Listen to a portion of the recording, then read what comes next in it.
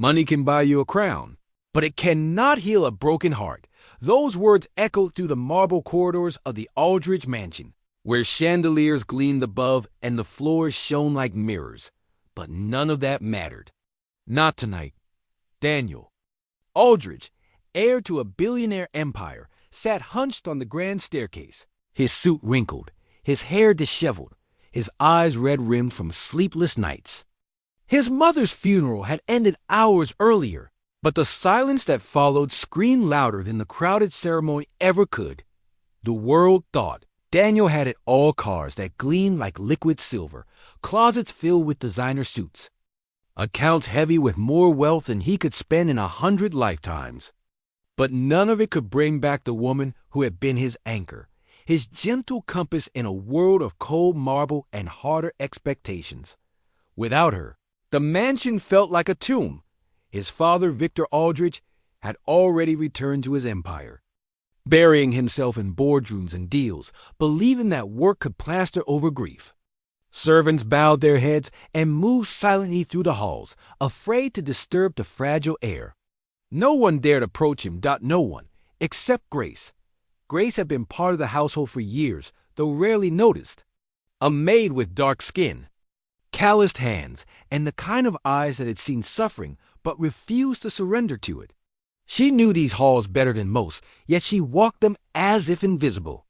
Guests never remembered her name, but Daniel's mother had trusted her.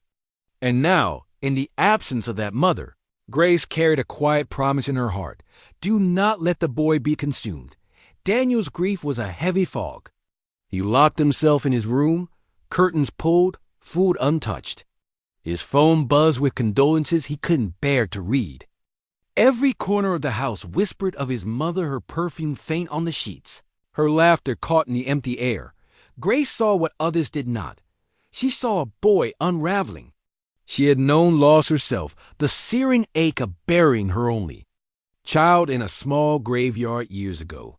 No headlines, no crowds, just her trembling hands lowering a tiny casket into the earth.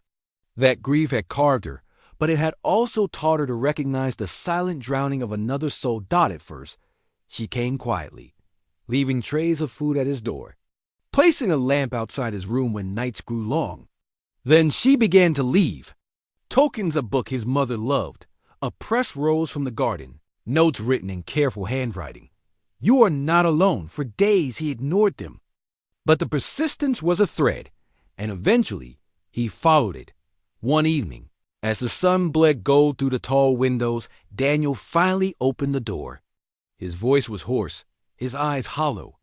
Grace, why does it hurt so much when I have everything? Her answer came not from a servant to a master, but from one human heart to another. Because everything is nothing without love.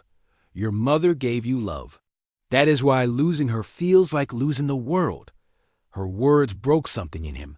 For the first time, the tears he had swallowed poured free, not the dignified tears of a billionaire's heir, but the raw sobs of a child who just missed his mother. Grace gathered him into her arms, strong and steady. In that moment, she was not his maid. She was the anchor he had lost. Days turned into weeks. Grace guided him gently back into the world. She took him to the garden his mother had once planted, pressing his hands into the soil, teaching him that even in grief, something new can grow. She told him stories only she had seen, his mother humming while folding laundry, laughing when Daniel made silly faces as a boy, whispering late at night. That her son was her greatest treasure. Each story stitched together pieces of his shattered heart. Slowly, Daniel began to smile again, not for cameras, not for society, but for himself. Months later, he stood before hundreds at a charity gala in his mother's honor. His voice trembled at first, but then it steadied. I thought money could protect me from pain, but grief taught me that wealth without love is emptiness. My mother's love shaped me. And when she was gone, it was Grace who reminded me of it. Today, I choose to live not for fortune, but for love, kindness, and those who stand by us when we fall. The room erupted in applause, but Grace stayed behind the curtain, watching with quiet tears. She never needed credit.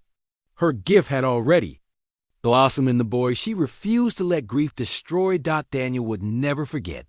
His mother's love had not vanished.